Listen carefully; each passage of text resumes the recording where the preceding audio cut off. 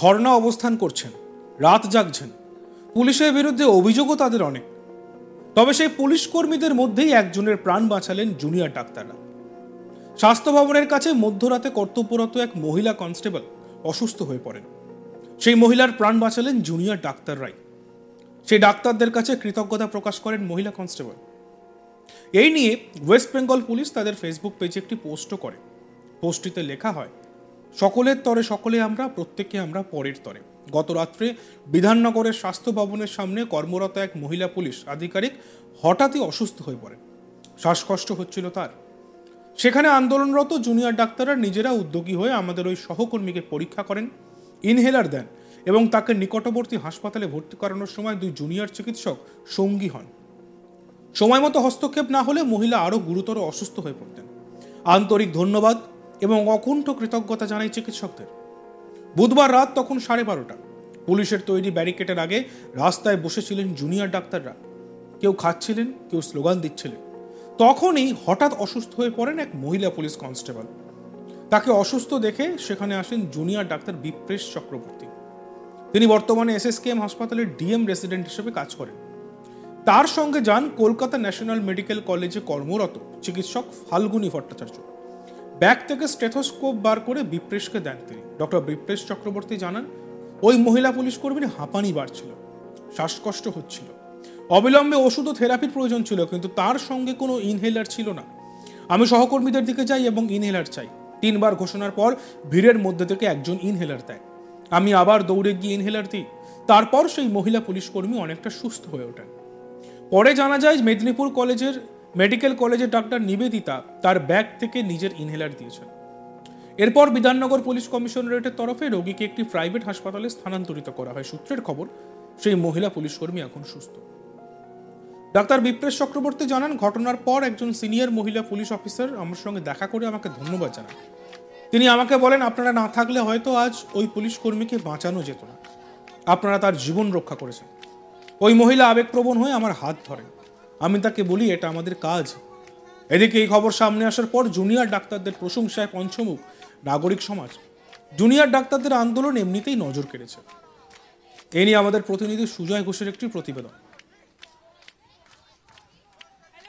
Police কর্মী অসুস্থ হয়ে পড়েছিলেন, যদি একটু ঘটনাটা আমাদের বলো। আমি যতদূর জানি, একজন police officer, she was experiencing acute exacerbation of asthma. তো তার শ্বাসকষ্ট হচ্ছিল এবং আমাদের এখানে যে চিকিৎসকরা আমরা আছি তাকে আমরা অ্যাটেন্ড করি এবং তার চেস্টে যেহেতু অনেক রঙকাই ছিল, আমরা ডায়াগনোজ করি যে she is having an attack of asthma.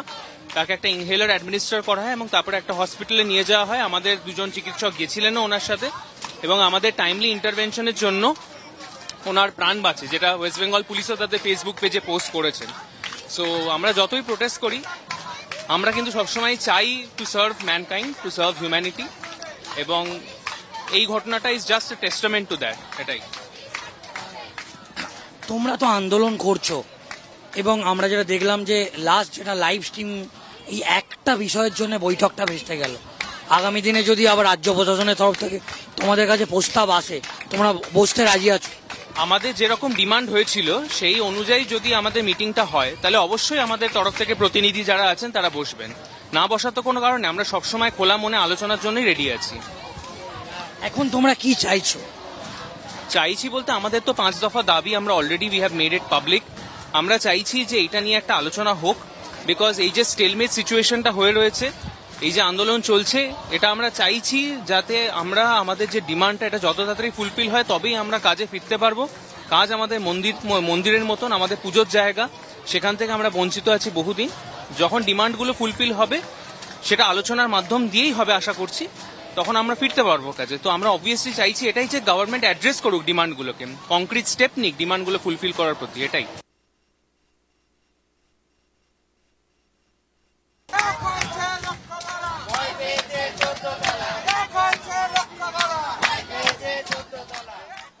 প্রসঙ্গত, রাষ্ট্রপতি দ্রৌপদী মুর্মুর হস্তক্ষেপ চাইলেন আন্দোলনরত জুনিয়র চিকিৎসকেরা।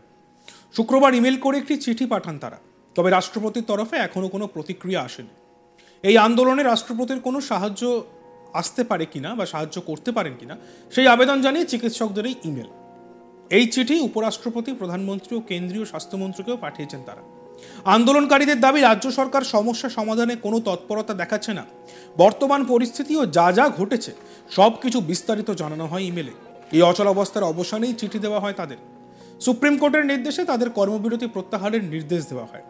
রাজ্য নিরাপত্তা সংক্রান্ত ব্যবস্থা কার্যকর করলেই তাদের ফেরত যাওয়ার নির্দেশ দেওয়া হয়।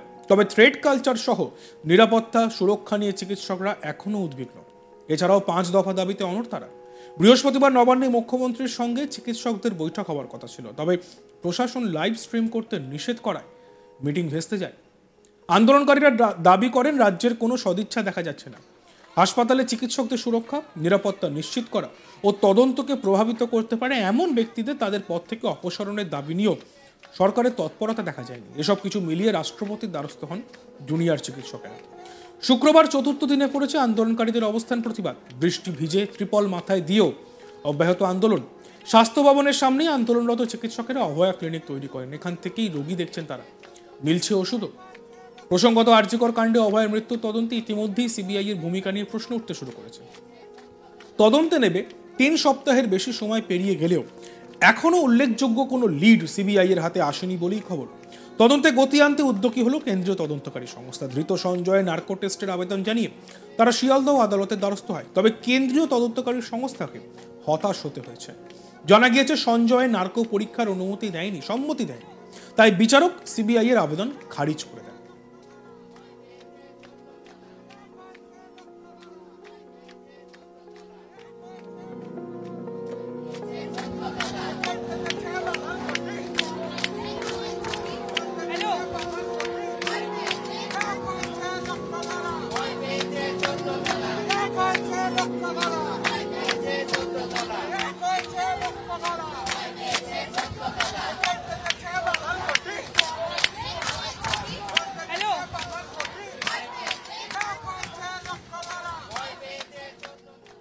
বুধবার রাত তখন 12:30। পুলিশের তৈরি ব্যারিকেডের আগে রাস্তায় বসেছিলেন জুনিয়র ডাক্তাররা।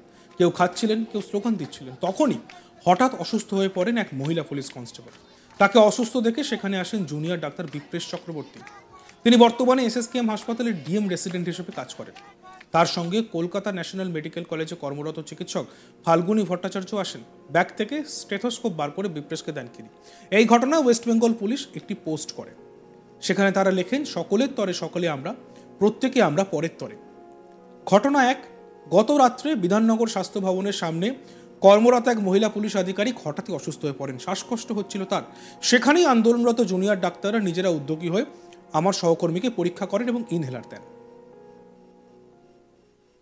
দেখতে থাকুন আজ তাক বাংলা। সাবস্ক্রাইব করতে ভুলবেন না।